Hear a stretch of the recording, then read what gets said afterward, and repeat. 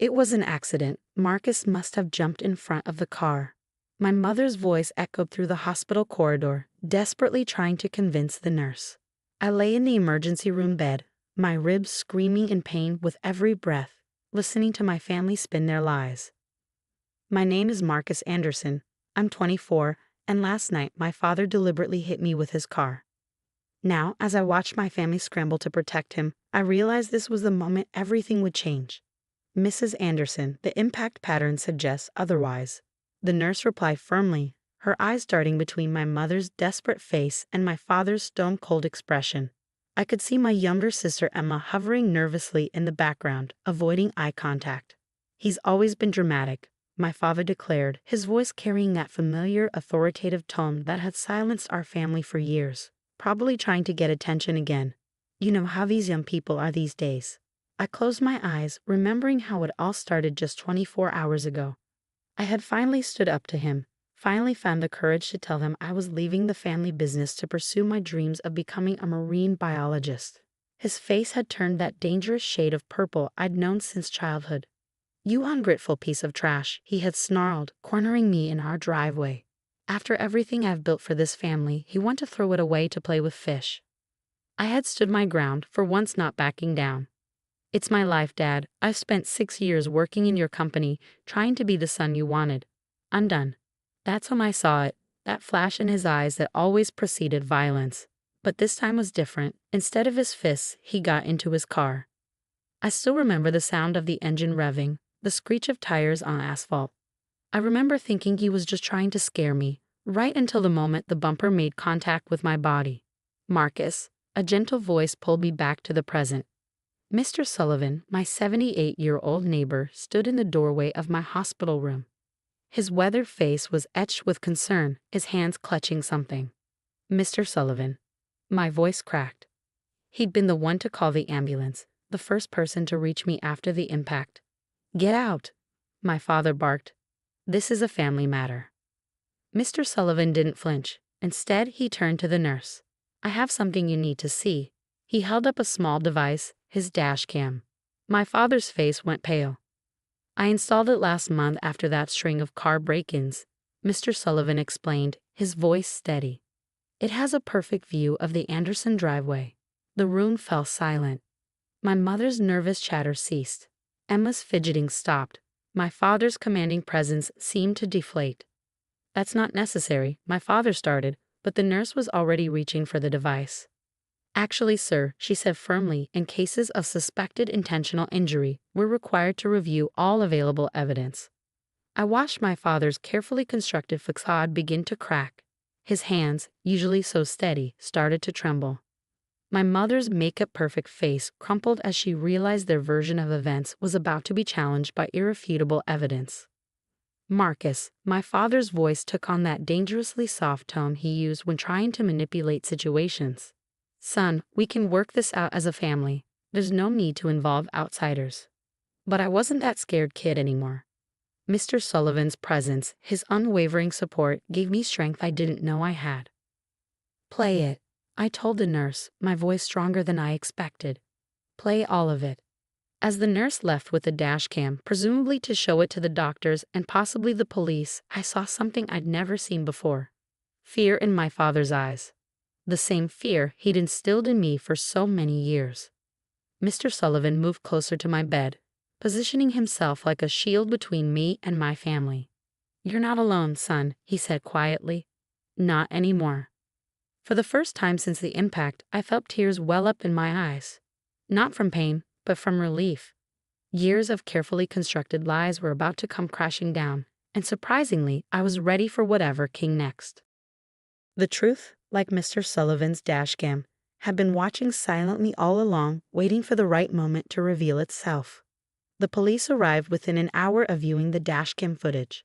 I watched from my hospital bed as they led my father away in handcuffs, his face a mask of cold fury. My mother collapsed into a chair, sobbing about family loyalty, while Emma stood frozen, finally forced to confront the reality she'd helped deny for years. The footage clearly shows premeditated intent, Officer Martinez explained, flipping through her notes. "The car stopped, reversed, then deliberately accelerated toward you." Mr. Sullivan's dashcam captured everything, including the verbal altercation beforehand. My mother's head snapped up. "You don't understand," she pleaded. Marcus provoked him. He threatened to destroy everything we built. By pursuing an education. Mr. Sullivan interrupted sharply. "I heard everything, Diana. Your son said he wanted to be a marine biologist. That's hardly a family crisis worthy of attempted vehicular homicide."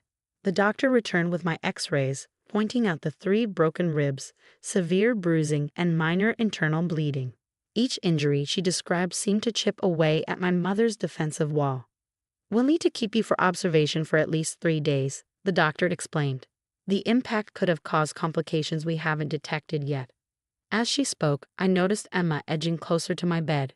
Her face had lost its usual confident mask, replaced by something that looked almost like guilt. "Marcus," she whispered when the doctor left. I'm sorry. I should have said something years ago."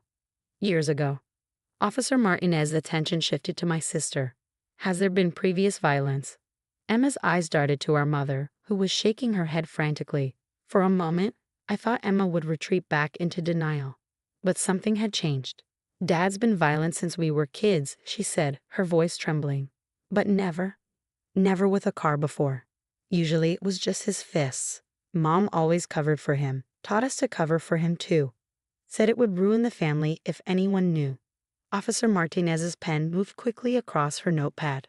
My mother had stopped crying, her face now twisted with anger. "How dare you?" she hissed to Emma. "After everything we've done for you. Everything you've done." Mr. Sullivan's voice cut through the room like steel. "I've watched for 15 years as you've covered up that man's violence. Heard the shouting, seen the bruises.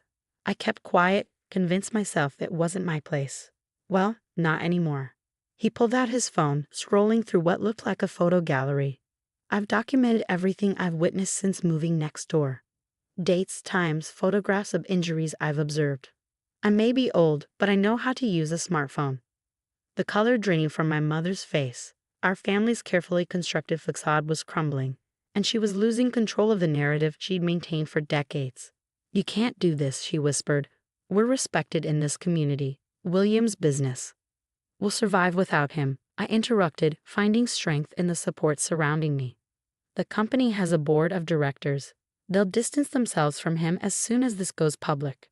Emma moved closer, taking my hand. It was the first genuine gesture of support she'd shown in years. "I'll testify," she said quietly, "about everything. No more covering up." Officer Martinez nodded approvingly. "We'll need formal statements from both of you. Mr. Sullivan, your documentation will be invaluable to the case." My mother stood up suddenly, her chair scraping against the floor. "You'll regret this," she said, but her voice lacked its usual authority. "All of you. This family isn't a family I finished for her. It's a prison. And we're breaking out." She stormed out, her heels clicking down the hospital corridor. Emma watched her go, then turned back to me with tears in her eyes. "What happens now?" she asked. "Now," Mr. Sullivan said gently, "you both get to live your lives without fear. And Marcus," he turned to me with a smile, "you get to study those fish." For the first time since the incident, I felt myself smile. The pain in my ribs was still intense, but another kind of pain, one I'd carried for years, was finally beginning to lift. Officer Martinez finished taking our initial statements, promising to return tomorrow for more detailed interviews. As she left, she paused at the door. "You're very brave," she said. "Both of you. And Mr. Sullivan, the community needs more people like you." The old man blushed, waving off the compliment, but I could see the pride in his eyes.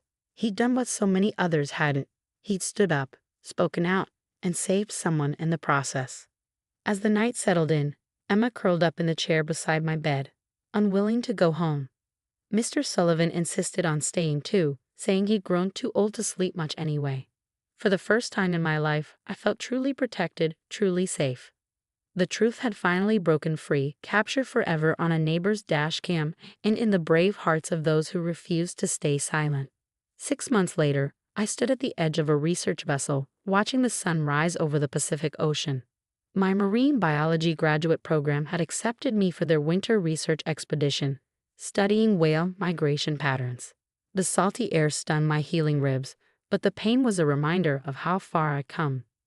The trial had concluded last month, My father was sentenced to 7 years for attempted murder and previous domestic abuse charges. Emma's testimony, combined with Mr. Sullivan's years of documentation and the dashcam footage, had made the case airtight. My mother, unable to face the community's judgment, had moved to Arizona to live with her sister. "Hey, Marcus," called Dr. Harrison, my research supervisor. "The hydrophone's picking up some interesting sounds. Want to take a listen?" I smiled, making my way carefully across the deck. This was my life now, studying marine ecosystems, contributing to scientific research, living without fear. My phone buzzed in my pocket, a message from Emma. "Guess what? Got accepted to law school. Going to specialize in domestic violence cases. You inspired me, big brother." My eyes welled up as I typed a reply. Emma had transformed over these months, channeling her guilt into action. She'd moved in with our Aunt Martha, started therapy, and decided to use her experience to help others escape abusive situations. Another message popped up, this one from Mr. Sullivan.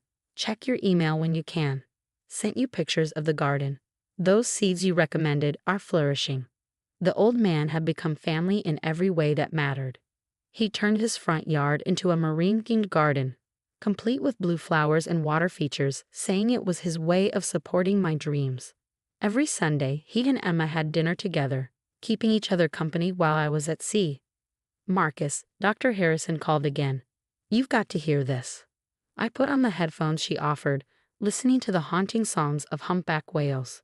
These magnificent creatures, communicating across vast distances, reminded me of how far my own voice had carried once I found the courage to use it.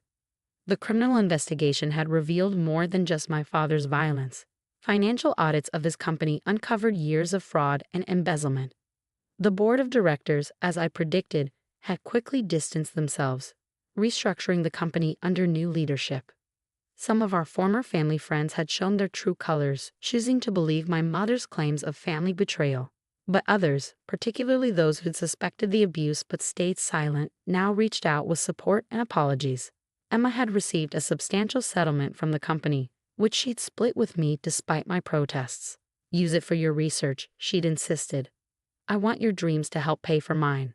The sun was fully up now, painting the ocean in shades of gold.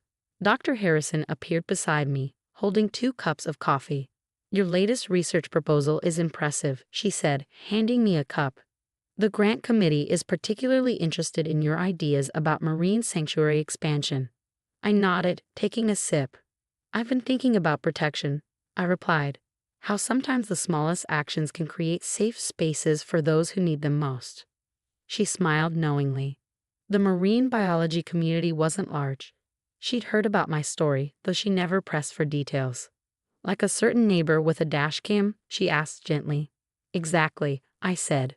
"One person willing to pay attention, to document, to speak up, it can change everything." My phone buzzed again. A group message from Emma. "Monthly dinner at Mr. Sullivan's this Sunday. He's making his famous clam chowder in honor of your whale research. Says the ocean theme is non-negotiable." I laughed, showing Dr. Harrison the message. She'd become familiar with my unusual but precious family through our long talks during night watches. "You know," she said, "there's a position opening up at the Coastal Research Center. It would mean less time at sea, but more opportunity to develop your sanctuary proposals. Plus, you'd be closer to home." Home. The word held new meaning now. Not the prison of my childhood, but the safe harbor I found with Emma and Mr. Sullivan. A place where dreams were encouraged, not crushed. "I'll think about it," I said, turning back to the horizon. The whales were breaching in the distance, their massive forms rising and falling with grace and power. Like them, I had learned to rise above the surface, to breathe freely, to sing my own song. My father had tried to silence me with violence, but he'd only succeeded in setting me free. Now, surrounded by the endless ocean and infinite possibilities, I was exactly where I was meant to be. The morning sun sparkled on the waves, promising another day of discovery. In my pocket, my phone held messages of love and support from my real family. And somewhere out there, the truth continued to ripple outward, touching other lives, creating new sanctuaries, one brave voice at a time.